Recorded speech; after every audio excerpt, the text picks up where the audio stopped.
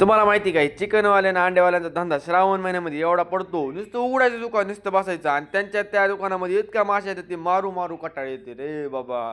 त्या माशा मारू मारू आता मला पोटाला काहीतरी द्यावा ते लय बोर व्हायला लागले. ते बोर बी होते आणि ते पोटाला बी काहीतरी चांगलं भेटलं पाहिजे म्हणून काहीतरी मस्त बी खायला आणून आणि त्यातल्या त्या यायला त्या टेन्शनमुळे आता सगळे सारखे पैसे बी खाली पडायला लागले. आणि तुम्हाला माहिती टाइमपासला काय खायचं म्हणजे काय थम्सअप आणि मस्तपैकी चिप्स म्हणजे काय मस्त तोंडाला चव पण येते आणि टाइमपास म्हणून जातो एकदम मस्त. मग आपण मस्त पैकी घेतलं आणि दुकानामध्ये गेलो बघतो तर काय अरे ते 10 रुपये दिलेत त्याला मी आणि त्याने 2 रुपयाचे दिले फक्त. नुसतं लुटालुटीचे धंदे चालू आहेत काय नाही ते फसवा फसवीत काय काय नाही. मला थम्सअप तरी जरा त्याप्रमाणे जरा चांगलं आले 20 रुपये दिले त्याप्रमाणे जरा लय मोठे तरी आले थम्सअप बाबा. पेत पेत आपल्या दुकानाकडे गेलो आता अंडे ते उतरून घ्यायचे नंतर दुकान बंद करून घ्यायचे हिशोब करायचा आहे. लय मोठं काम करायला पेंडिंग पडलंय आणि आपलं नुसते हे टाइमपास करत बसलंय काय आपलं बी. घरात गेला दिलेलं मम्मीने सरप्राईज मला माहित बी नाही मम्मीने सँडविच ती केलं.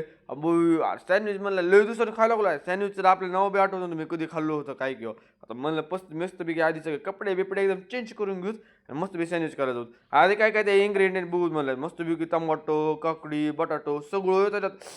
आहा पहिला बाईट खाल्ला मी अर आज तर मजा ही आ गया. अरे जी तोंडाला चव पाहिजे असते ना ती मस्तपैकी चव भेटली कारण मम्मीने एकदम मस्तपैकी सलाडचं केलं होतं. आहा तोंडाला पाणी आलं होतं आले. आता मम्मीला म्हणलं उद्या मला सकाळी बी खायचं ही म्हणून मम्मीने आता सगळे आणखीन कापून ठेवलं होतं डायरेक्ट सकाळी आता मम्मी आपल्याला खायला देणार. ब्लॉग कसा वाटला ती नक्की कमेंटमध्ये सांगा. Tata bye bye.